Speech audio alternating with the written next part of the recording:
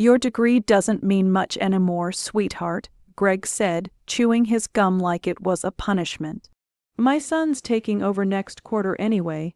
We need someone who understands modern systems, not whatever outdated stuff you learned in your Ivy Tower a decade ago."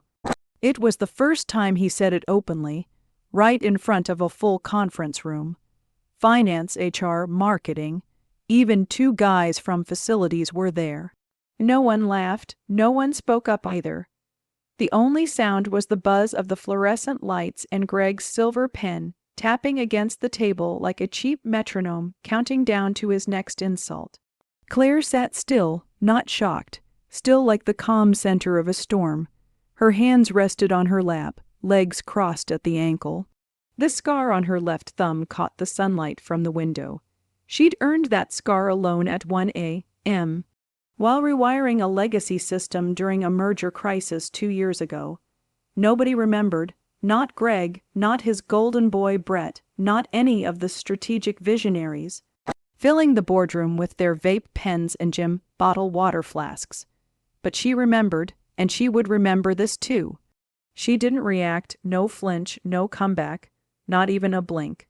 She simply reached for her notebook, clicked her pen once, and under the table pressed record on the small keychain clipped to her laptop bag. Company policy said nothing about personal keychains, while Greg rambled about how agility meant skipping Gantt charts and just vibing with it.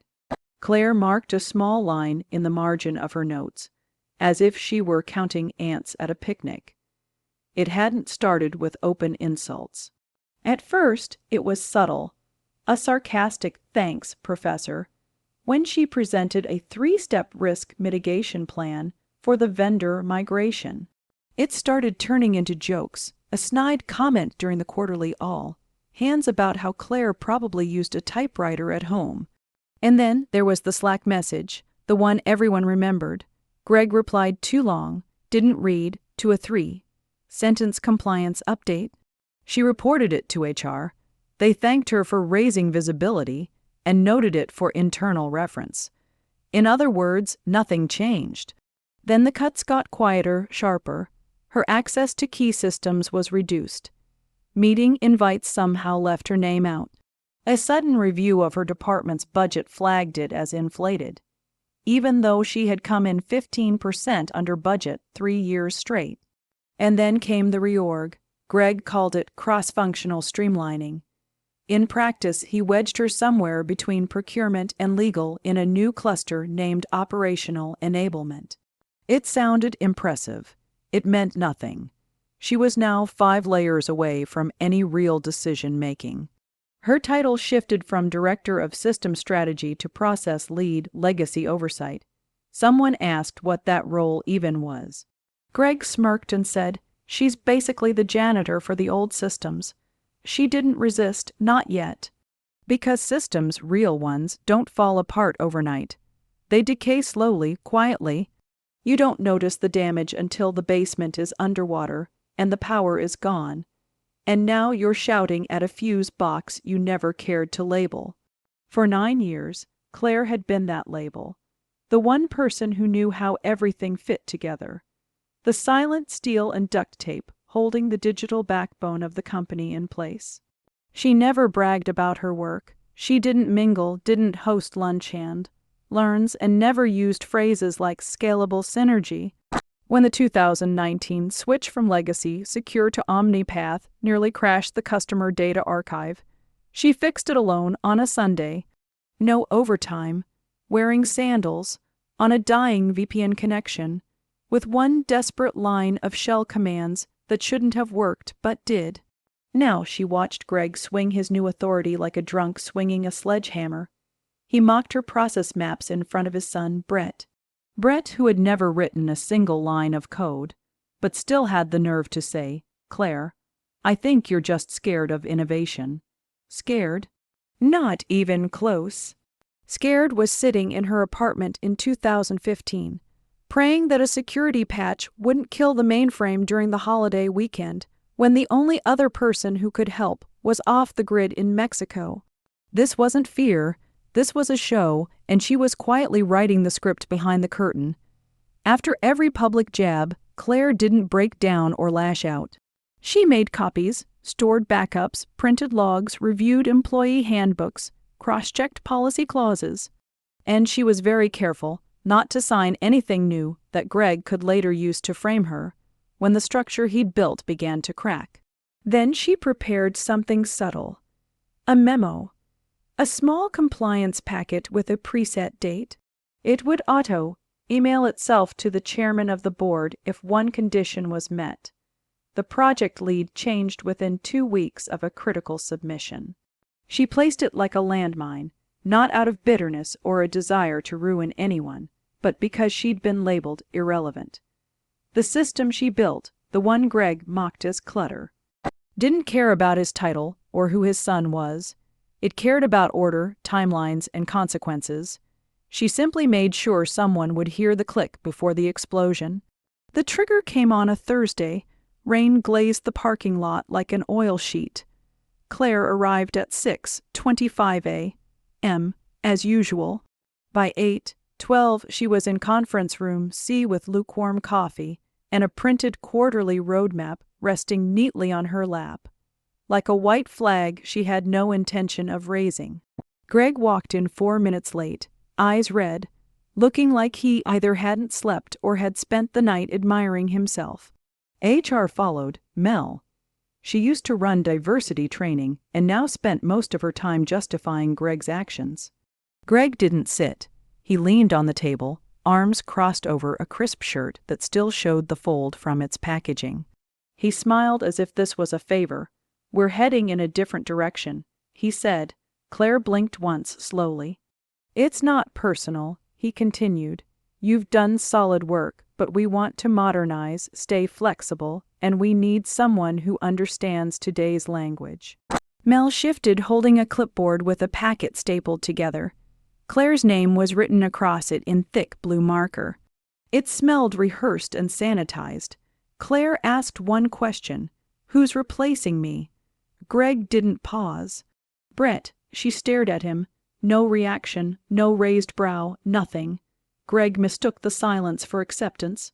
"He's young, driven, full of fresh ideas. Exactly the kind of perspective the board wants." Claire didn't bother reminding him the board had never asked for that. She didn't bring up Brett's 2 failed startups, his dropped MBA, or the time he asked her if SSL was a type of sandwich. Instead, she turned to Mel. "Is this effective immediately?" Mel nodded, clearly prepared for that moment. "Yes, but you have the rest of the day to pack your things. Greg has decided to waive the transition period." "How generous," Claire said, calm and cold. She stood with careful precision, no wasted movement. Her bag was already under the table, packed, laptop, charger, notebooks, one manila folder labeled Q4 Architecture Backup. She handed her badge to Mel, not Greg. Greg added one final flourish. "No hard feelings, right? And if you ever want to consult, maybe help Brett get up to speed." Claire looked at him with a silence so sharp it made the room feel smaller. "He'll do great," she said. "I'm sure he knows exactly what he's doing." Then she turned and walked out. She didn't return to her desk. She didn't post some heartfelt goodbye on Slack. She didn't cry in the stairwell or linger for sympathy hugs. She headed straight to the parking garage, got into her old Volvo, and sat with her hands on the steering wheel for precisely 3 minutes. No music, no tears, just the soft ping of a notification on her phone. One message sent. Compliance packet activated. 13 days until transfer lock. It was an automated trigger built into a system she designed back in March during the vendor overhaul. Hidden within the compliance structure, it created a responsibility chain if leadership changed during a critical project phase. Legal, detailed, often ignored because no one ever reads the fine print of their own safety nets. The night before, she had attached her final project submission to it. In her apartment, she had checked the timer 3 times, making sure the mechanism was flawless. If the project lead changed within 14 business days, the system would activate an addendum. That addendum would send a full report to the board's compliance officer and, by default, to the chairman's assistant. It included risk exposure, budget impact, and a leadership change alert. Greg never read it. Of course he didn't. He once mocked her for being too academic, all while building his entire career on the procedural framework she created. He laughed at her documentation, yet every system he relied on existed because she designed it. Now he was stumbling forward, clueless and proud of it. At 3:08 p.m., she pulled into the self-storage facility where she kept her backup drives. She wasn't paranoid. She was prepared. 3 copies of everything, 1 encrypted in the cloud, 1 in cold storage, 1 in a physical archive. She took a labeled flash drive from her glove compartment, Sierra Stack Final Config. She didn't need it. It just felt grounding to hold something real. That evening, she ignored every call from coworkers, skipped 2 LinkedIn messages, and left 3 just checking in texts from Mel unread. She poured a glass of wine, opened her laptop, and removed herself from every admin dashboard she had ever had access to. Then she opened a blank document and titled it, Transfer of Liability Contingency Notes. She didn't know when they would realize what they had done. But they would. Brett arrived Monday morning wearing sockless sneakers and a blazer with the brand label still stitched on the sleeve. He walked into operations like he was starring in a startup drama. His first move was to unplug Claire's dual monitor setup, replace it with his MacBook, and light a vanilla bean candle right on the desk. At 10:07, he called a spontaneous meeting. Feet on Claire's old desk, everyone. We're ditching all that legacy clutter. If you can't explain a system to me in under 60 seconds, it's too complicated. Simplicity is innovation. He gave the entire team 24 hours to write bullet point summaries of their workflows. None had fewer than 3 major dependencies tied to Claire's retired system architecture. Brett didn't read them. He skimmed the first page of each, stuck a TBD post-it on top, and tossed them into a recycled Amazon box under his desk. He canceled the bi-weekly vendor review call, called it a time sink, told procurement they could rebuild contracts from scratch if needed. When IT asked about the compliance packet due for final review next week, he waved it off. We'll sort it out. Just streamline it. By Wednesday, accounts payable froze 2 contractor invoices due to missing metadata. Brett blamed the finance software.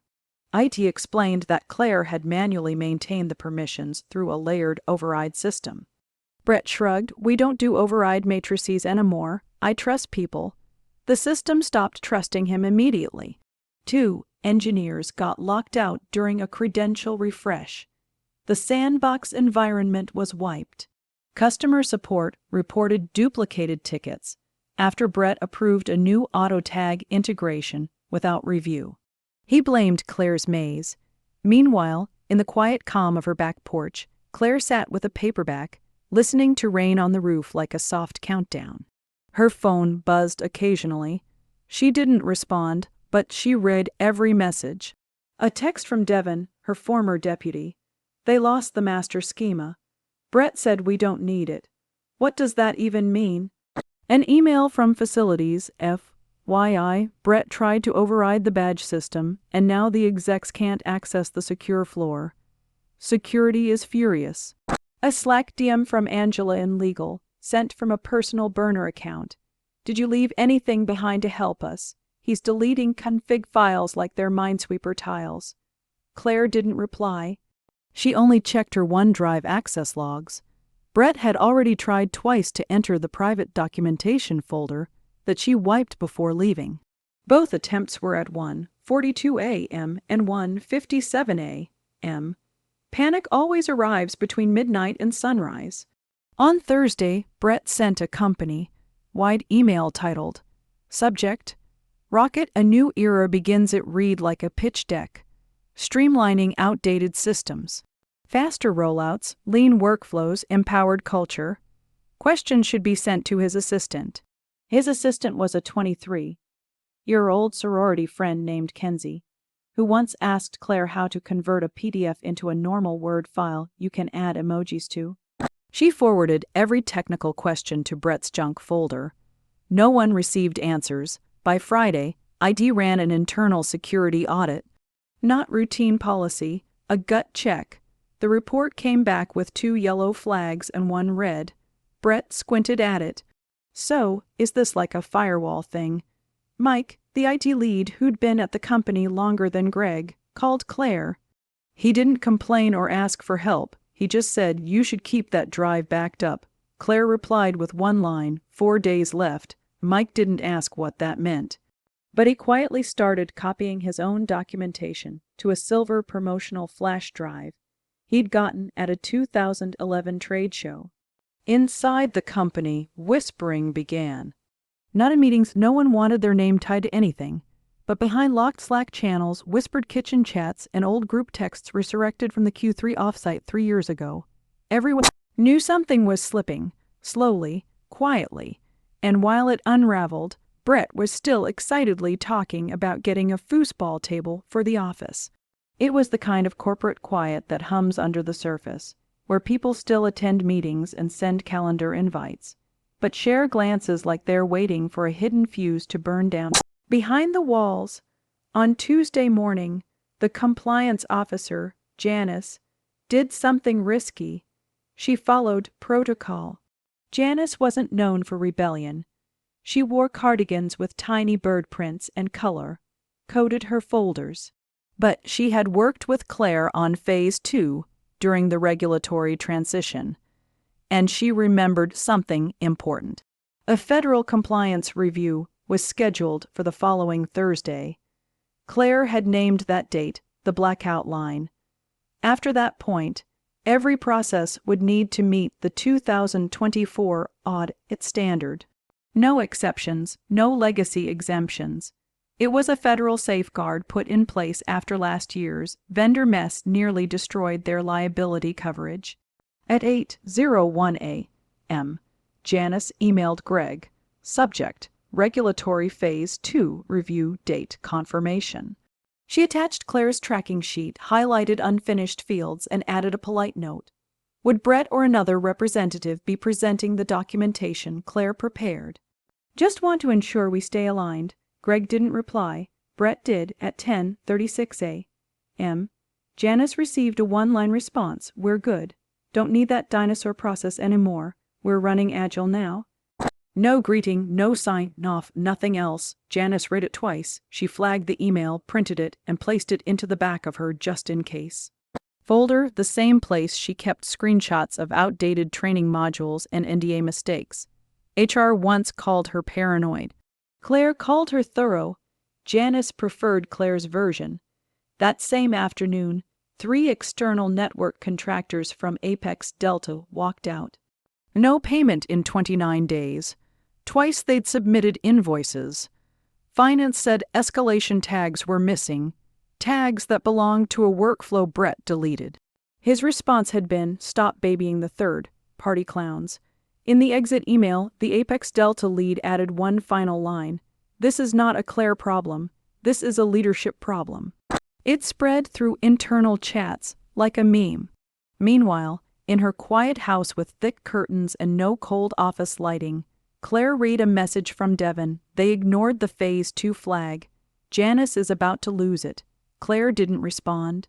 She glanced at her calendar. 3:00 p.m. Lunch with Dad. The event slid to completed. At that exact time, in a server center in Boston, an automated compliance daemon triggered its scheduled queue. A file compiled 3 weeks earlier began moving through secure channels. Claire had named it harmlessly Q3 Aud. It notice alt route. PDF. It sat inside a dormant compliance thread marked inactive. The system didn't understand office politics. It didn't care about Brett's alignment jams. It only recognized 2 facts. 1. Claire's name had been removed from the compliance chain inside the protected window. 2. A new owner had been assigned with no Phase 2 completion tag attached.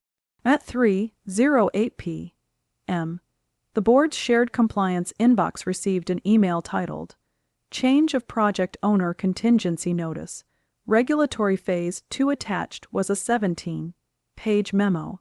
The first line read, "Per Procedural Clause 9B under Internal Regulatory Policy, #2002-137F. Please note the triggering of the liability transfer window due to reassignment within the protected timeline." Signature validation on page 6. Accountability for Phase 2 now falls on the initiating executive. Page 17 held one line with Claire's digital signature, time-stamped exactly within the 14-day lock protocol. Audit fallback engaged, no fireworks, no alarm bells, just a quiet arrival into an inbox usually checked only by the chairman's assistant, who read every email twice. Back at the office, Brett was redesigning the internal dashboard. He removed the compliance checkpoints A column and replaced it with a looping GIF of a progress bar, stuck forever at 97%. Someone from finance asked if they should wait for updated protocols before paying the contractors. Brett waved it off. Claire's process was overkill. In the server logs, another silent line appeared. Phase 2 compliance owner. Null Claire was gardening when Devin texted again. "Claire, did you do something?" She looked at the message, dirt under her nails, a half-buried cucumber in the soil. She typed one word, "yes," then muted the conversation. The email arrived Wednesday at 9:47 a.m. Subject: Quarterly Review Board Audit attendance confirmed. There it was. Clear as day. Chairman Harold Wexler will attend in person.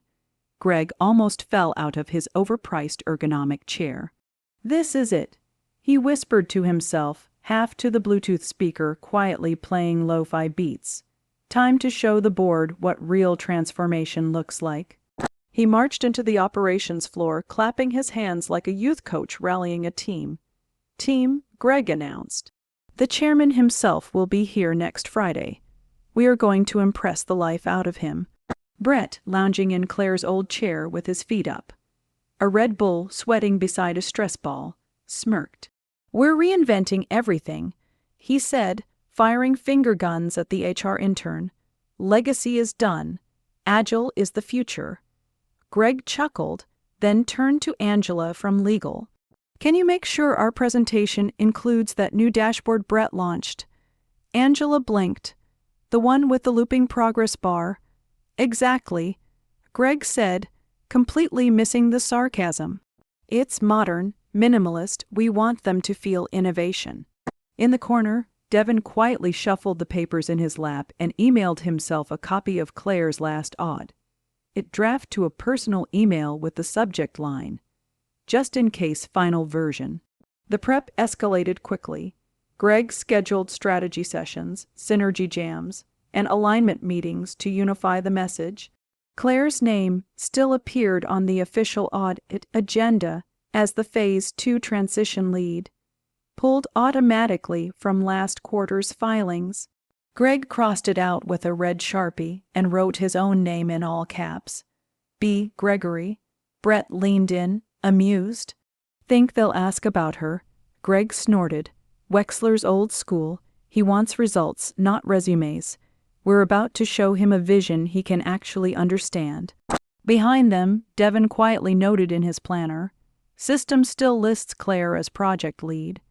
Over the next few days, Brett rehearsed his executive voice, tossing around phrases like disruption architecture and horizontal transformation, even though he couldn't define either. He made marketing print posters that said, "Welcome to OPS 2.0." He changed the team's Slack icon to a pixelated rocket ship and had interns wear temporary QR code tattoos to make us look tech forward. Operations turned into a theme park of bad ideas. Brett removed 2 compliance checkpoint slides from the presentation because, according to him, charts make people nervous, and replaced them with a blurry stock photo of a handshake captioned, "Building trust, not barriers." Someone at the back whispered, "We're done for." Meanwhile, the systems kept stuttering. On Thursday, a key vendor integration flagged a compatibility error with the new database. Procurement asked if Brett had reviewed the specs before the Phase 2 rollover.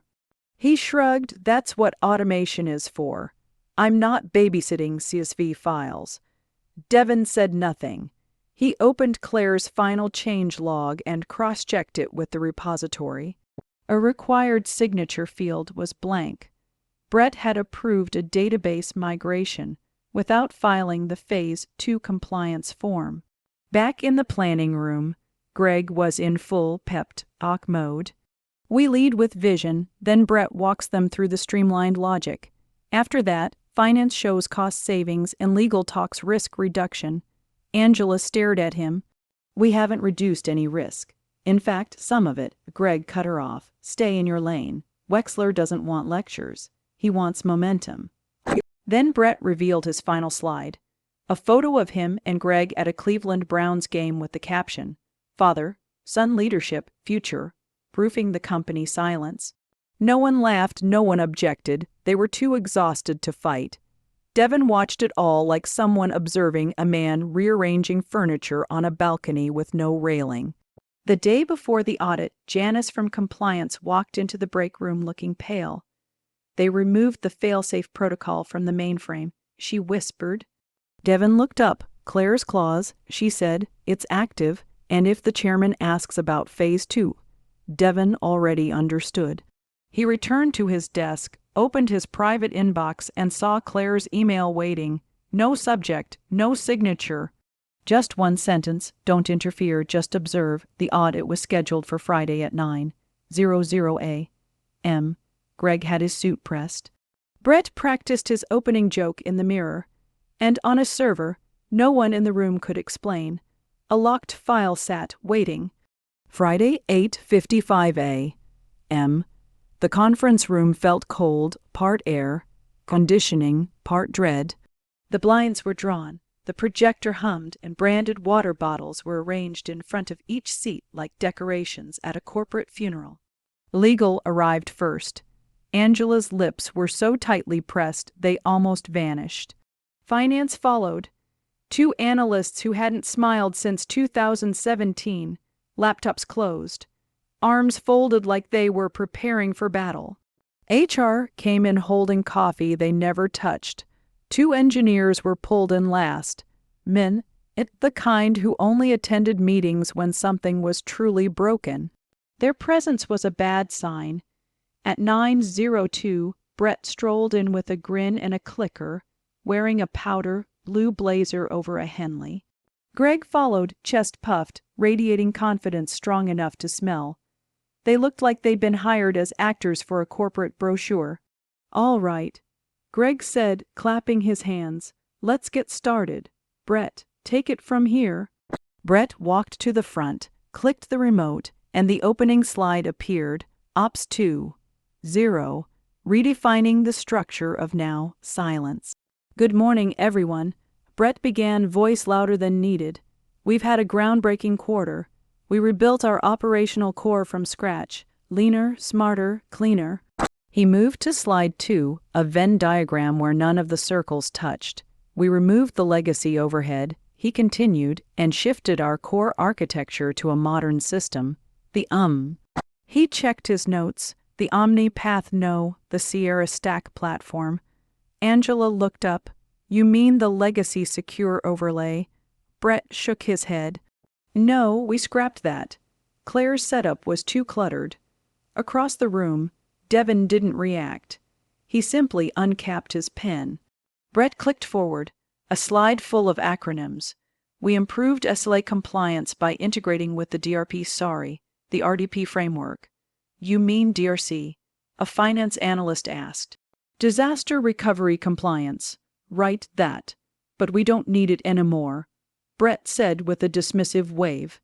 Not with our uptime. We've had 99.9% stability for 3 quarters. Risk is low. The engineers exchanged a look that said, he really said that out loud. Greg stepped in quickly. Let's not get lost in technical details. What Brett means is that we've moved beyond Claire's slow, overly bureaucratic system. She did solid work, but it held us back. We're entering a new era. He jumped to a slide showing Brett, posing with a server rack like a motivational speaker, holding a whiteboard marker. Transformation isn't comfortable, Greg announced, but it's necessary. No smiles.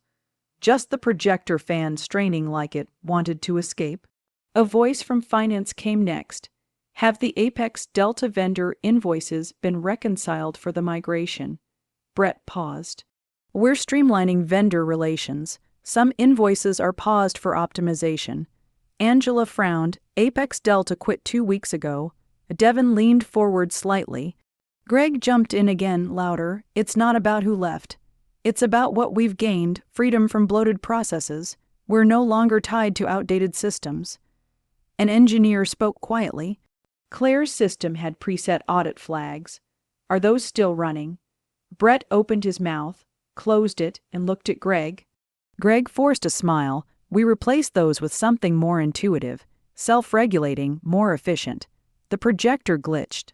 The slide vanished. A blue desktop screen appeared with a single folder labeled MTG Assets Final R, Live Final. Angela closed her eyes and rubbed her forehead. The room stayed silent except for the HVAC and Brett clicking the remote repeatedly. I think the deck crashed, he said. No one moved. Devin calmly took a printed agenda from his bag, flipped to page 2, and tapped the next item. Chairman's segment is next, he said. He's running late, probably delayed. He's never late, Angela murmured. Then the door handle turned, the room inhaled as one. The door opened slowly, like a courtroom verdict being delivered. Chairman Harold Wexler stepped in. Gray suit, no tie, leather folio under one arm. His coat carried raindrops like he had walked through a storm and hadn't bothered to notice. He didn't speak. He scanned the room, face by face, as if mentally recording who would remain after the dust settled. His gaze paused on Brett, lingered on Greg, then on the empty chair at the end of the table, Claire's chair still with her nameplate untouched. His brow creased. Is Claire? No greeting, no lead-in, just that. Greg, already half standing, gave a stiff laugh and adjusted his collar. Claire, she moved on, pursuing new opportunities. My son Brett is leading operations now. Brett gave a short wave like a game show contestant. Thrilled to bring fresh energy to the team, sir. Wexler didn't acknowledge him. He blinked once, slowly. The room stilled. He placed the leather folio on the table with precise care, opened it, and slid out a single folded document. Not digital, not emailed, printed. Paper whispered across the polished table. He looked at Greg. His voice wasn't loud or angry, just controlled. Do you know what this is?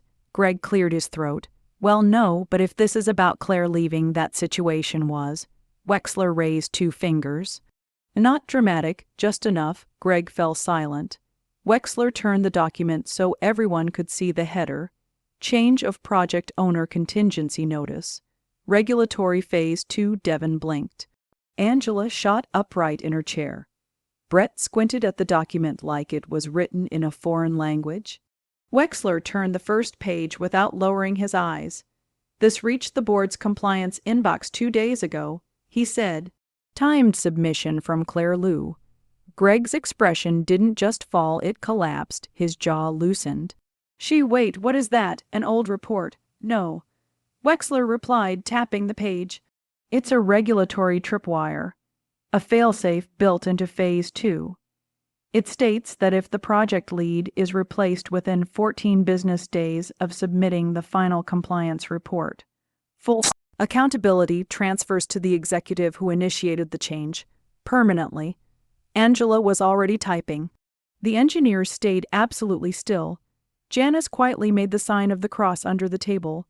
Greg gave a shaky laugh that cracked at the end. That can't be enforceable. She doesn't even work here anymore, and legal approved the reorg. Wexler raised an eyebrow. Did they approve this? He flipped to page 6. Angela stopped typing. Oh no, she whispered. There it was, signature, timestamp, verification code, and internal legal approval. Greg turned to Brett. Brett, for once, had no words. Wexler slid the document across the table until it rested directly in front of Greg. I'll ask again, he said, voice cooler now. Where is Claire? Greg opened his mouth, shut it, glanced around the room like a drowning man searching for a lifeline. We let her go, I thought.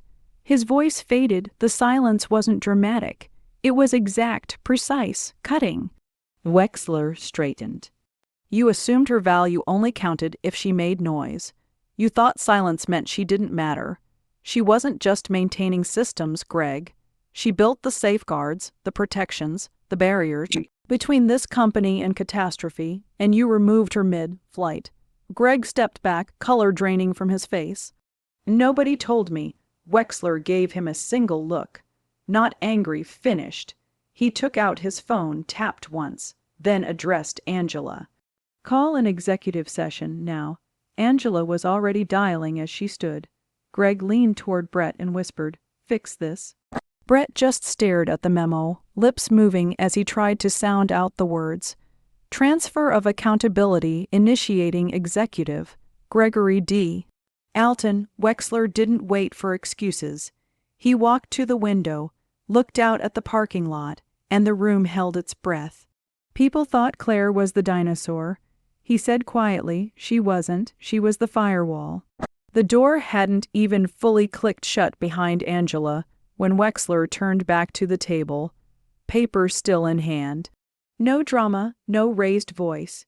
He looked like a man announcing the weather before a storm hits. He adjusted his glasses, cleared his throat, and read aloud. In the event a project lead is reassigned within 14 business days of submitting the attached compliance report. All legal. Operational and regulatory accountability transfers to the initiating executive per Internal Policy 2002-137F, subsection 9b. The words didn't echo, but they hit the room like weight dropped onto steel, final and unavoidable. See addendum for time-stamped legal verification. Someone inhaled sharply, Janice, perhaps realizing they hadn't breathed for several seconds. Wexler turned another page. This clause has been verified by compliance, signed by internal legal, and observed by audit and risk management, dated September 6th. He held up the final sheet like a judge holding a verdict. Signed, Claire Lou legal witness, Angela Reynolds system timestamp, 14:59 ESD, silence. At that moment, Angela re-entered, phone still in hand, face pale. I just spoke with legal, she said, staying on her feet. They confirmed the addendum is valid. Angela said. Claire added it during the March policy update. It was inside the compliance, fallback, document Greg deprioritized. There was no accusation in her voice. Just a final, clinical fact. Greg's chair groaned as he stood. Palms pressed to the table like he could force the truth back into the page. This is insane, he snapped. You're telling me she slipped in a clause that dumps everything on me. Angela met his eyes. Not slipped in, logged, signed, co-signed, and reviewed. But no one told me. She wasn't required to. Wexler said, still calm. You approved the handover and removed the project lead without reviewing the documentation. Brett cleared his throat, trying to sound useful. But the systems are fine. We migrated. We're not exposed. Devin spoke for the first time. The systems already failed the pre-review check. Brett turned toward him. What? Devin opened a file. 3 core systems missed their compliance snapshot deadlines. 2 were still running in sandbox when they should have been locked for review. 1 hasn't updated its audit trail since Claire was removed. Angela added, Apex Delta walking out triggered a review freeze. No one filed the override. That's a Phase 2 violation. Greg stared, then barked, then fix it. We can't backdate compliance. Angela replied, not for Phase 2. That's the entire point. Once the window opens, the system scans everything. She looked at Devin. And we've got plenty of issues. he finished. The room sat in a stretched silence, only the hum of the H.V.A.C. and the slow tick of the wall clock filling the space. Chairman Wexler took his seat at the head of the table, folded the memo in 3 neat sections, and placed it in front of him like a finished move on a chessboard. "Here's what happens next," he said softly. "Greg, you'll remain here. Brett, you'll surrender your badge. Legal will begin internal interviews. Compliance and IT will restore Claire's systems. We'll contact her directly if she agrees. Consult." Greg looked stunned, as if shocked by electricity. "You're saying I'm responsible?" Wexler nodded. "Under Claire's clause, yes, and under Policy 12.4 for mismanaging transitional compliance. You initiated the change. You own the consequences."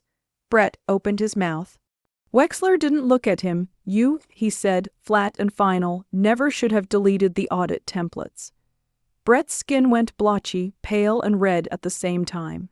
"I didn't think that," Wexler cut in, "is the problem. The memo lay in the center of the table, quiet, undeniable.